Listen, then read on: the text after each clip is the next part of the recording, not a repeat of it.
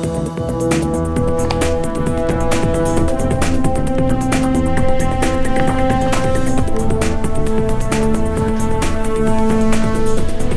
আলাইকুম। Channel I সংবাদে আপনাদের সবাইকে আমন্ত্রণ জানাচ্ছি আমি আল আভি জাহান। বিস্তারিত সংবাদের শুরুতেই জানিয়ে দিচ্ছি ফ্রেশ আটা ময়দা সুজি সংবাদ শিরোনামগুলো। সীমান্তে ভারতের কাঁটাতারের বেড়া নির্মাণ বিজিবি ও জনগণের প্রতিরোধে বন্ধ, অবৈধ কিছু করলে যে কোনো উপায়ে ঠেকানোর ঘোষণা। রাজধানীর চানখারপুলে 7 জনকে হত্যা মামলায় পুলিশ কনস্টেবল সুজনকে কারাগারে পাঠানোর নির্দেশ, প্রতিবেদন জমা 23 ফেব্রুয়ারি। এনআইডি সেবা স্বরাষ্ট্র মন্ত্রণালয়ে নেওয়া সংবিধানের সাথে সাংঘর্ষিক মনে করে ইসে জাতীয় স্থানীয় নির্বাচন একসাথে সম্ভব নয় মন্তব্য। যুক্তরাজ্যের দ্য লন্ডন ক্লিনিকে চিকিৎসাধীন খালেদা জিয়ার স্বাস্থ্যের অবস্থা স্থিতিশীল, পরীক্ষার রিপোর্ট পাওয়ার পর চিকিৎসা নির্ধারণ। লস অ্যাঞ্জেলসের দাবানলে মৃত্যু বেড়ে 16, আগুনের ঘটনায় পুনর্বাসন ও সহায়তায় শতভাগ অর্থায়নে মার্কিন সরকারের প্রতিশ্রুতি। এবং নাজমুল শান্তকে অধিনায়ক করে আইসিসি চ্যাম্পিয়ন্স ট্রফির বাংলাদেশ দল ঘোষণা, বাদ লিটন দাস আর পারভেজ ইমনের সুযোগ।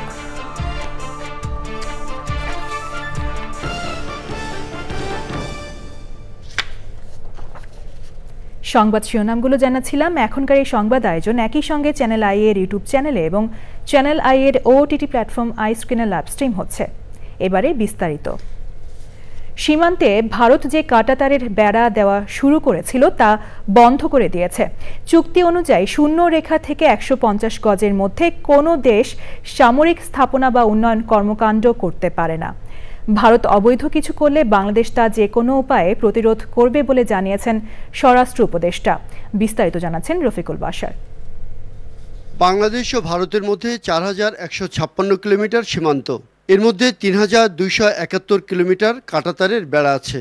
বাকি 885 কিলোমিটারে বাংলাদেশের সাথে যে 4টি চুক্তি আছে তা লঙ্ঘন করে ভারত কাঁটাতারের বেড়া দিতে যাচ্ছে বলে জানিয়েছেন স্বরাষ্ট্র উপদেষ্টা। বাংলাদেশ ভারত সীমান্ত নিয়ে সচিবালয়ে সেনা, বিজিবি, পুলিশ সহ বিভিন্ন আইনশৃঙ্খলা বাহিনীর সাথে বৈঠক শেষে উপদেষ্টা সাংবাদিকদের বলেন, বিজিবি ও সীমান্তের জনগণের প্রতিরোধে তারা পিছু হটে। বিজিবির সাথে আমাদের জনগণ খুব শক্ত অবস্থান নেওয়ায় এরা কিন্তু অন্যান্য জায়গা থেকে কাজ তারা বন্ধ করতে বাধ্য হয়েছে। এই জন্য আমি বিজিবি এবং আমার বাংলাদেশের জনগণকে আমি অনেক অনেক ধন্যবাদ জানাই যে তাদের এই শক্ত অবস্থানের জন্য। ভারতের সাথে সীমান্ত নিয়ে যেসব চুক্তি হয়েছে তা পর্যালোচনা করা হবে বলে জানান স্বরাষ্ট্র উপদেষ্টা। আমরা অলরেডি একটা চিঠি দিব যে ওইগুলি আমার যেগুলি অসম চুক্তি হয়েছে ওইগুলি যেন বাদ দেওয়া যায়। সমস্যা হবে, সমাধান হবে, এইটুই তো কাজ। পররাষ্ট্র মন্ত্রণালয় থেকে এ বিষয়ে ভারতের হাইকমিশনারকে তলব করে পরবর্তী পদক্ষেপ বিষয়ে জানানো হবে। 16 থেকে 20 ফেব্রুয়ারি বিজিবি বিএসএফ উচ্চ পর্যায়ের বৈঠক হবে, সেখানে বিস্তারিত আলোচনা হবে বলে জানিয়েছেন স্বরাষ্ট্র উপদেষ্টা। Rafiqul Bashar, channel I, Dhaka. বৈষম্য বিরোধী ছাত্র জনতার আন্দোলনের সময় রাজধানীর চানখারপুলে 7 জনকে গুলি করে হত্যার ঘটনায় করা মামলায় পুলিশ কনস্টেবল সুজন হোসেনকে গ্রেপ্তার দেখিয়ে কারাগারে পাঠানোর নির্দেশ দিয়েছেন আন্তর্জাতিক অপরাধ ট্রাইব্যুনাল। একই সাথে 23 ফেব্রুয়ারি এই মামলার তদন্ত প্রতিবেদন দাখিলের দিন ঠিক করেন আদালত। প্রসিকিউশন বলেছে ওই ঘটনায় আরও যারা জড়িত তাদের চিহ্নিত করে আইনের আওতায় আনা হবে। মাজহারুল হক মান্নার রিপোর্ট।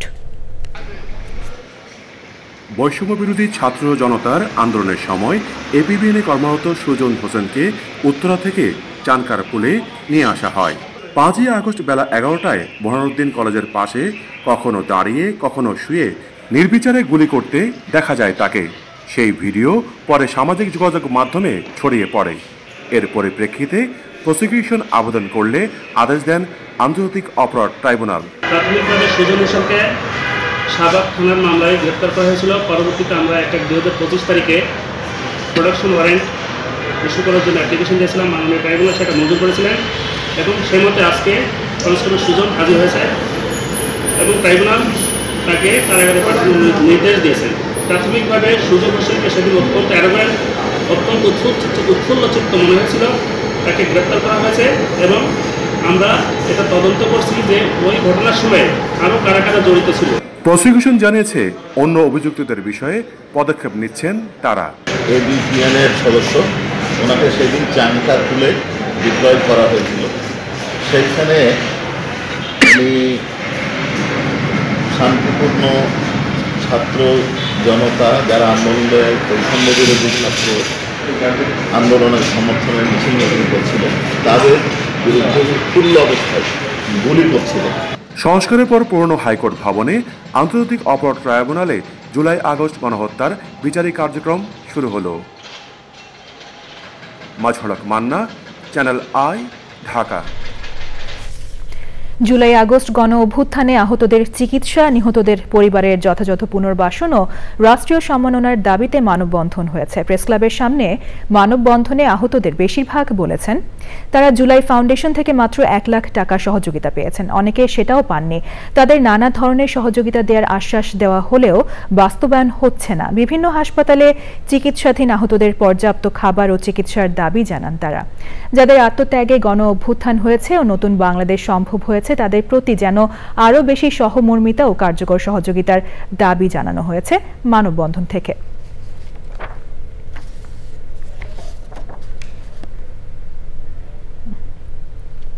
জাতীয় পরিচয়পত্র সেবা স্বরাষ্ট্র মন্ত্রণালয়ের অধীনে নেওয়া সংবিধানের সাথে সাংঘর্ষিক বলে মনে করে নির্বাচন কমিশন। কমিশনের সভা শেষে নির্বাচন কমিশনার আবুল ফজল মোহাম্মদ সানাউল্লাহ জানান, জাতীয় পরিচয়পত্র সেবা নির্বাচন কমিশনের অধীনে ফিরিয়ে আনতে চিঠি দেওয়া হবে। একসাথে জাতীয় ও স্থানীয় নির্বাচন করা সম্ভব নয় বলে জানান তিনি। একসাথে সব স্থানীয় সরকার নির্বাচন করা বাস্তবসম্মত নয় বলেও জানান তিনি। কমিশনার আরও জানান, বিশেষ এলাকায় ভোটার নিবন্ধন কার্যক্রম সহজ করতে কাজ করছে ইসি।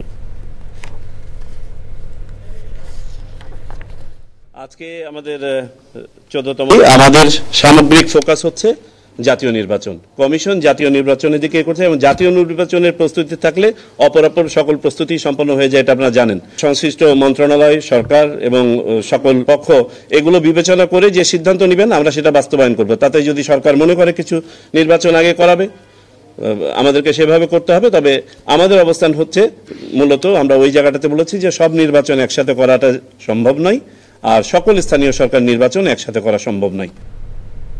লন্ডন ক্লিনিকে কয়েকজন বিশেষজ্ঞের তত্ত্বাবধানে চলছে বিএনপি চেয়ারপারসন ও সাবেক প্রধানমন্ত্রী বেগম খালেদা জিয়ার চিকিৎসা।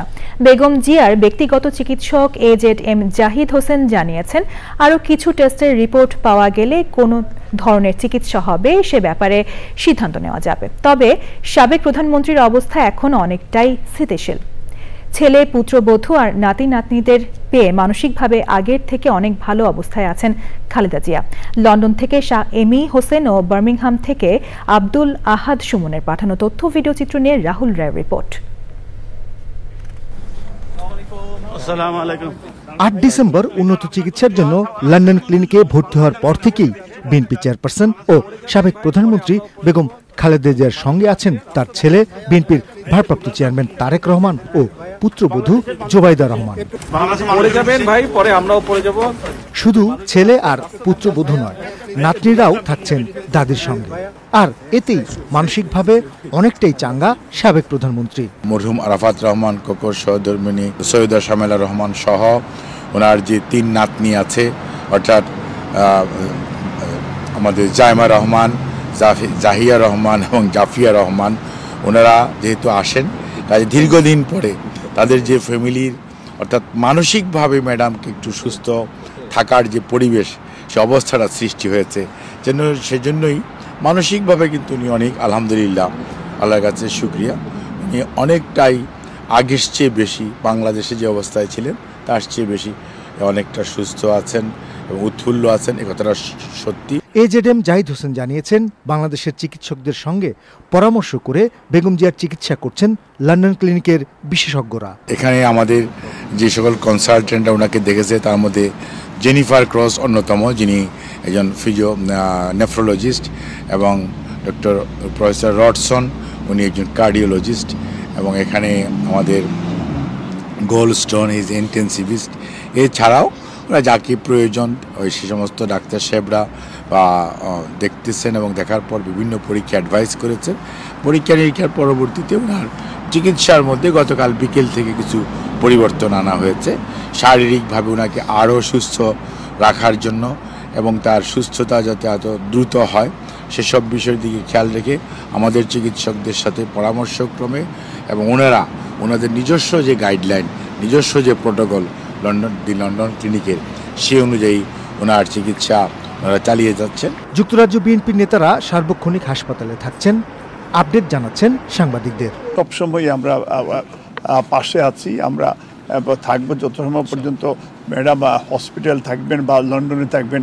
যুক্তরাজ্য বিএনপি আমাদের এই টিমটা আমাদের কন্টিনিউয়াসলি আমরা রাত্রে 1টা পর্যন্ত ভারপ্রাপ্ত চেয়ারম্যান সাহেব যত সময় থাকবেন এবং উনি ম্যাডাম বেডে যাওয়ার আগ পর্যন্ত আমরা বাইরে এবং ভিতরে আমরা সবাই আমরা লুক আফটার করছি। চিকিৎসকরা জানিয়েছেন চিকিৎসার জন্য যুক্তরাষ্ট্র কিংবা অন্য কোনো দেশে যেতে হবে নাকি লন্ডন ক্লিনিকেই চিকিৎসা চলবে তা সবগুলো রিপোর্ট পাওয়ার পরেই বোঝা যাবে। রাহুল রায়, চ্যানেল আই, ঢাকা। এবছর মে মাসের মধ্যে ঢাকা শহর থেকে সকল মেয়াদোত্তীর্ণ গণপরিবহন বন্ধ করতে সরকার নিয়ন্ত্রণকারী প্রতিষ্ঠানগুলোকে নির্দেশ দিয়েছে বলে জানিয়েছেন পরিবেশ, বন ও জলবায়ু উপদেষ্টা Syeda Rizwana Hasan. Air quality research and environment policy নিয়ে ঢাকা বিশ্ববিদ্যালয়ে আয়োজিত সেমিনারে কথা বলেন তিনি। পরিবেশ উপদেষ্টা জানান, ঢাকা শহরের পরিবেশ দূষণ রাতারাতি নিয়ন্ত্রণ সম্ভব নয়। সরকার বিভিন্ন মহলকে এক করে সমস্যা সমাধানের চেষ্টা করছে।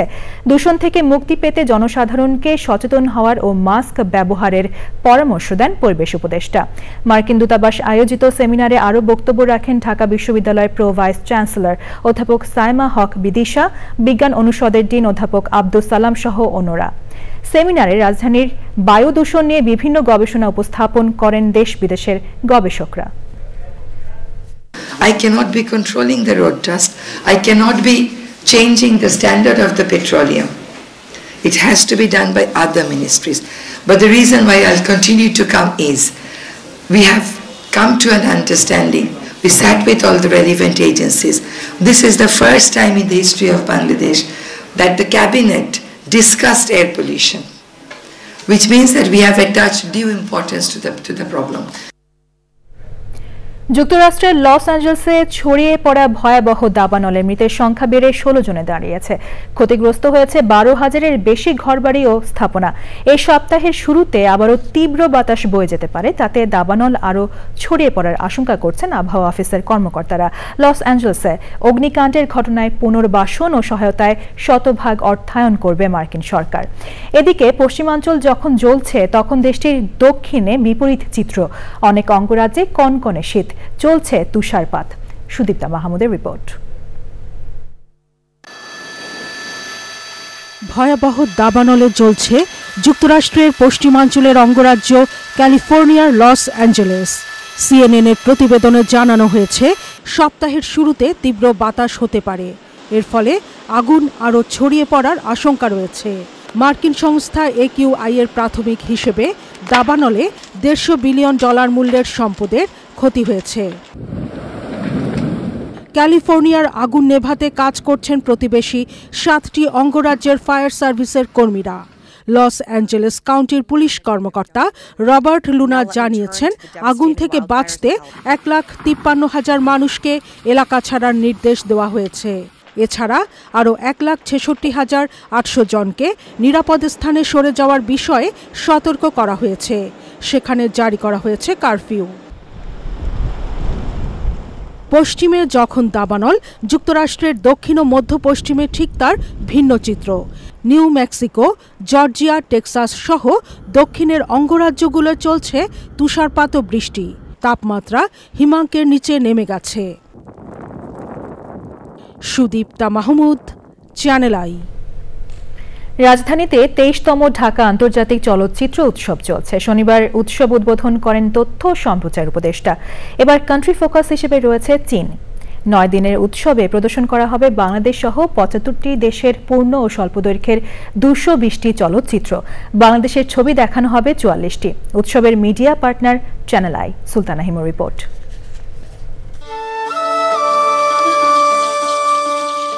নান্দনিক চলচ্চিত্র, মননশীল দর্শক, আলোকিত সমাজ স্লোগানকে সামনে রেখে শুরু হলো ঢাকা আন্তর্জাতিক চলচ্চিত্র উৎসব 2025। রেইনবো চলচ্চিত্র সংসদের এই আয়োজনে 9টি বিভাগে প্রদর্শন করা হবে বাংলাদেশ সহ 75টি দেশের পূর্ণ ও স্বল্প দৈর্ঘ্যের 220টি চলচ্চিত্র।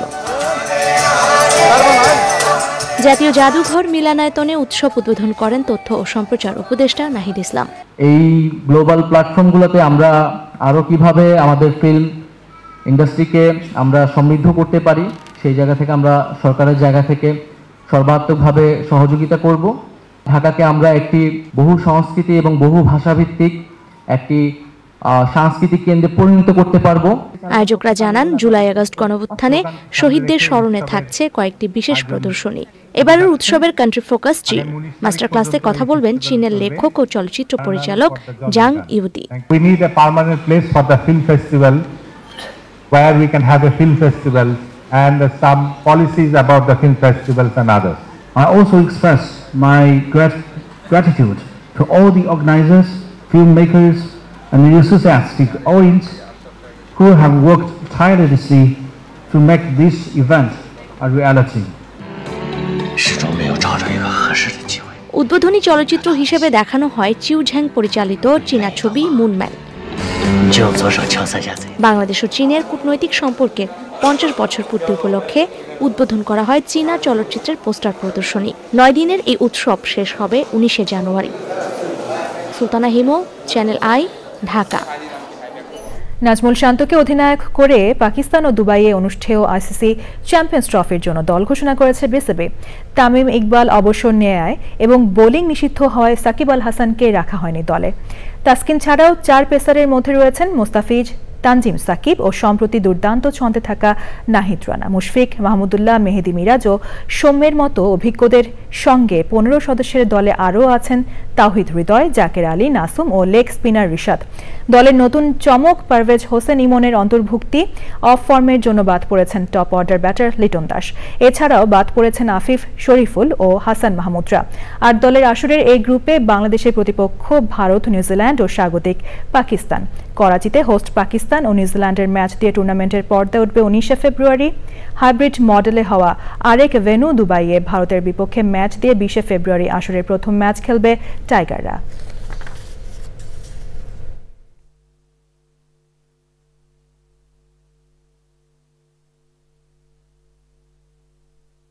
একটা ব্যাটসম্যান আউট অফ ফর্ম থাকলেও যখন তার প্রতি অনেক সময় ঠিক আস্থার জায়গা থেকে দলে সিলেক্ট হয়, সেই জায়গাটা আমার মনে হয় যে এই মুহূর্তে তিনি সেই অবস্থানে নেই।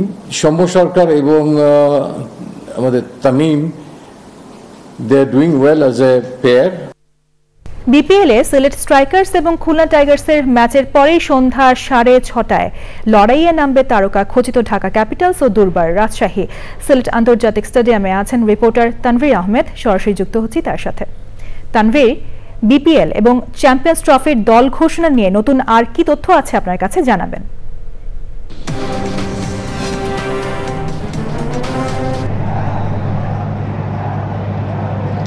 এই মুহূর্তে কিন্তু মাঠে লড়ছে সিলেট স্ট্রাইকার্স ও খুলনা টাইগার্স। সিলেট তাদের এই ম্যাচে দ্বিতীয় জয়ের খোঁজে এই ম্যাচে খুলনার বিপক্ষে লড়ছে। এখন পর্যন্ত সিলেট স্ট্রাইকার্স একটি ম্যাচে জয় পেয়েছে, তাদের হোম গ্রাউন্ডেই গত ম্যাচে জয় পেয়েছে ঢাকা ক্যাপিটালসকে হারিয়ে। আজকে তারা খুলনা টাইগার্সের বিপক্ষে লড়ছে। এদিকে খুলনা টাইগার্স কিন্তু এখন পর্যন্ত 3 ম্যাচ খেলে 2টিতে জয় পেয়েছে। খুলনাও ফর্মে আছে। আর আজকেই খুলনা টস জিতে ফিল্ডিংয়ের সিদ্ধান্ত নিয়েছে। এই সিলেটে যারা এখন পর্যন্ত ফিল্ডিং টস জিতে শেষে ব্যাটিং করছে তারাই চেস করে জিতেছে। আপনাকে যদি চ্যাম্পিয়ন্স ট্রফি নিয়ে দল নিয়ে একটু জানিয়ে রাখি, আমরা এখানকার যারা ক্রিকেটের কোচ সহ যারা সাবেক ক্রিকেটার আছে তাদের সাথে কথা বলেছিলাম। তারা বলেছে যে চ্যাম্পিয়ন্স ট্রফির দলটি বাংলাদেশের তারুণ্য নির্ভর একটি দল। এই বাংলাদেশের চ্যাম্পিয়ন্স ট্রফিতে ভালো করার খুবই সম্ভাবনা আছে। আর সাকিব ইস্যুতে যেহেতু বলেছে, মোহাম্মদ রফিক বাংলাদেশের সাবেক ক্রিকেটার, তিনি বলেছেন যে সাকিবকে ব্যাটার হিসেবে, বোলিং না হলেও ব্যাটার হিসেবে কিন্তু সাকিবকে দলে নেওয়াই যেত। এদিকে পারভেজ হোসেন ইমন চান্স পেয়েছে লিটন কুমার দাসের পরিবর্তে, সেটিকে ইতিবাচক হিসেবেই দেখছেন সাবেক ক্রিকেটাররা। ধন্যবাদ তানভীর, ধন্যবাদ আপনাকে।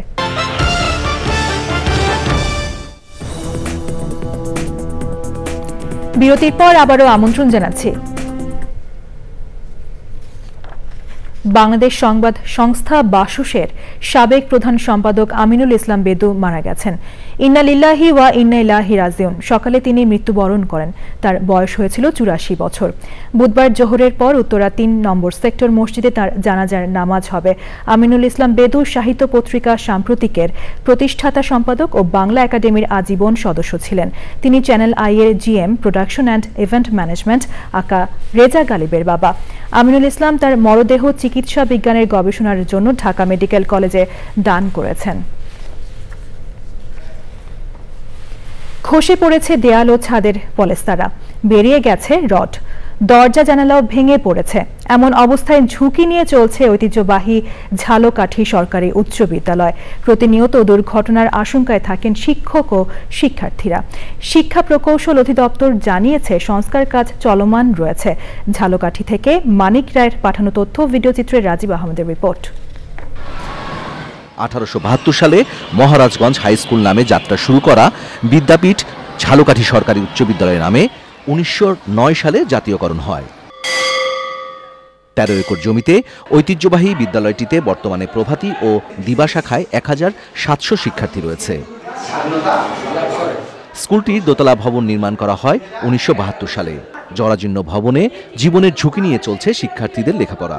আমাদের স্কুলের যে দেয়াল খসে পড়ে, আমার বন্ধুরা গায়ে পড়ছে, তারা আমরা চাই যে আমাদের স্কুলটা সুন্দরভাবে গোছানো থাকুক। উপরের যে ক্লাসটা সেগুলো খসে পড়ে আমাদের এর মধ্যে একটা বন্ধুর গায়ে পড়েছে, আমরা অনেক আতঙ্কে আছি। জরাজীর্ণ অবস্থায় আছে, যে কোনো সময় যে কোনো মুহূর্তে বড় ধরনের একটি দুর্ঘটনা ঘটার সম্ভাবনা আছে। এর সমাধান এবং উচ্চ পদস্থ কর্মকর্তাকে আমরা জানিয়েও এর ফল এখন পর্যন্ত ভোগ করতে পারি নাই।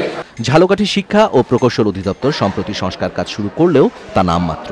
শিক্ষা প্রকৌশল অধিদপ্তর জানিয়েছে বিদ্যালয় ভবনটি সংস্কার কাজ চলমান রয়েছে। আমি একাধিকবার আমাদের তাগিদ দিয়েছি, নির্বাহী প্রকৌশলী মহোদয় চেষ্টা করে কোনো রকমের ছাদ ঢালাই দেওয়া হয়েছে, কিন্তু এখনও প্লাস্টার, তারপর দরজা জানালা, এই বাথরুমের এই কাজগুলি বাকি আছে। বিদ্যালয় কর্তৃপক্ষ বলছে বারবার শিক্ষা প্রকৌশল অধিদপ্তরের সাথে যোগাযোগ করেও স্থায়ী প্রতিকার মিলছে না। Rajib Ahmed, channel I. Yemen, Lebanon ও গাজায় একযোগে হামলা চালিয়েছে ইসরায়েলি বাহিনী। এর মধ্যে সবচেয়ে বড় হামলা হয়েছে ইয়েমেনে। যুদ্ধবিরতি লঙ্ঘন করে আবারও লেবাননে হামলা চালায় ইসরায়েল। অন্যদিকে গাজায় ইসরায়েলি বিমান হামলার পাশাপাশি স্থল হামলাও চালানো হচ্ছে। গাজায় ইসরায়েলি হামলায় কমপক্ষে 32 ফিলিস্তিনি নিহত হয়েছেন। বেশিরভাগ হামলা হয়েছে গাজার উত্তরাঞ্চলের আবাসিক এলাকায়। এদিকে ইয়েমেনের সশস্ত্র বিদ্রোহী গোষ্ঠী হুতিদের অবস্থান লক্ষ্য করে স্থানীয় সময় শুক্রবার রাতে বিমান ও ড্রোন হামলা চালিয়েছে ইসরায়েল। লেবাননের স্বাস্থ্য মন্ত্রণালয় জানিয়েছে শুক্রবার দেশটির দক্ষিণাঞ্চলে ইসরায়েলি হামলায় কমপক্ষে 2 জন নিহত হয়েছেন। এবার রয়েছে নিটোল টাটার কৃষি সংবাদ।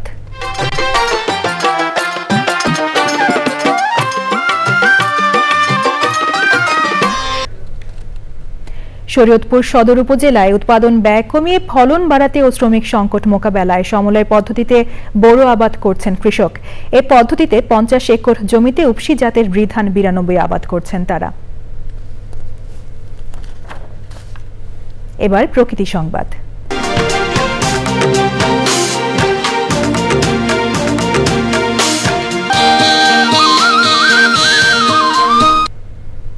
রাঙামাটিতে 10টি অবৈধ ইট ভাটা বন্ধ করে দিয়েছে প্রশাসন। সেই সাথে 6,80,000 টাকা জরিমানা করা হয়েছে। পরিবেশ প্রতিবেশ রক্ষায় অবৈধ ইট ভাটার বিরুদ্ধে অভিযান অব্যাহত রাখার কথা জানিয়েছে প্রশাসন।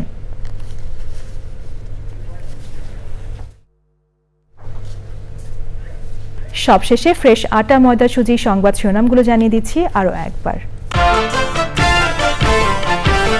সীমান্তে ভারতের কাঁটাতারের বেড়া নির্মাণ বিজিবি ও জনগণের প্রতিরোধে বন্ধ। অবৈধ কিছু করলে যে কোনো উপায়ে ঠেকানোর ঘোষণা। রাজধানীর চানখারপুলে 7 জনকে হত্যা মামলায় পুলিশ কনস্টেবল সুজনকে কারাগারে পাঠানোর নির্দেশ। প্রতিবেদন জমা 23 ফেব্রুয়ারি। এনআইডি সেবা স্বরাষ্ট্র মন্ত্রণালয়ে নেওয়ার সংবিধানের সাথে সাংঘর্ষিক মনে করে ইসে। জাতীয় ও স্থানীয় নির্বাচন একসাথে সম্ভব নয় মন্তব্য। যুক্তরাজ্যের দ্য লন্ডন ক্লিনিকে চিকিৎসাধীন খালেদা জিয়ার স্বাস্থ্যের অবস্থা স্থিতিশীল, পরীক্ষার রিপোর্ট পাওয়ার পর চিকিৎসা নির্ধারণ। লস অ্যাঞ্জেলসে দাবানলে মৃত্যু বেড়ে 16, আগুনের ঘটনায় পুনর্বাসন ও সহায়তায় শতভাগ অর্থায়নে মার্কিন সরকারের প্রতিশ্রুতি। এবং নাজমুল শান্তকে অধিনায়ক করে আইসিসি চ্যাম্পিয়ন্স ট্রফির বাংলাদেশ দল ঘোষণা, বাদ লিটন দাস আর পারভেজ ইমনের সুযোগ।